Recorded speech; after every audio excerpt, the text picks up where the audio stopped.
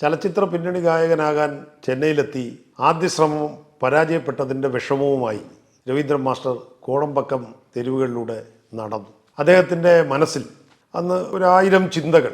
എങ്ങനെയെങ്കിലും സിനിമയ്ക്ക് വേണ്ടി പാടണം, പാടിയിട്ട് ആദ്യം ഒരു പാട്ട് പാടിയിട്ട് നാട്ടിലേക്ക് ഒരു വിജയിയെപ്പോലെ തിരിച്ചു ചെല്ലണം. ഇങ്ങനെയൊക്കെ നിരവധി ചിന്തകൾ അദ്ദേഹത്തിൻ്റെ മനസ്സിലുണ്ടായിരുന്നു. പക്ഷേ ഒന്നുണ്ട്, അത് രവീന്ദ്രൻ മാസ്റ്റർ തന്നെ പറഞ്ഞു, അന്നത്തെ രൂപം 6-6.5 അടി പൊക്കവും അതിൻ്റെ നീളവും ഗാംഭീര്യവും ഒക്കെ ഉണ്ടെങ്കിലും ബെൽ ബോട്ടം പാൻറ്, ലാടം വെച്ച ഷൂസ്, നീട്ടി വളർത്തിയ ചുരുളൻ മുടി, വലിയ പാള ബെൽറ്റ്, ഇതൊക്കെയായിരുന്നു വേഷം.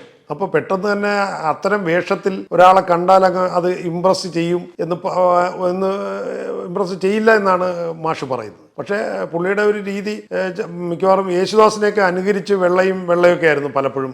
വെള്ള പാൻറ്റും വെള്ള ഷർട്ടും ഒക്കെ ഇട്ട് യേശുദാസിനെ പോലെ ഒരു അതിനപ്പുറത്തെ പിന്നണി ഗായകനാകണം എന്ന ആഗ്രഹവുമായിട്ടാണ് ഈ കുളത്തൂപ്പുഴ രവി എന്ന രവീന്ദ്രൻ മാസ്റ്റർ ചെന്നൈയിൽ വന്നിറങ്ങിയത്.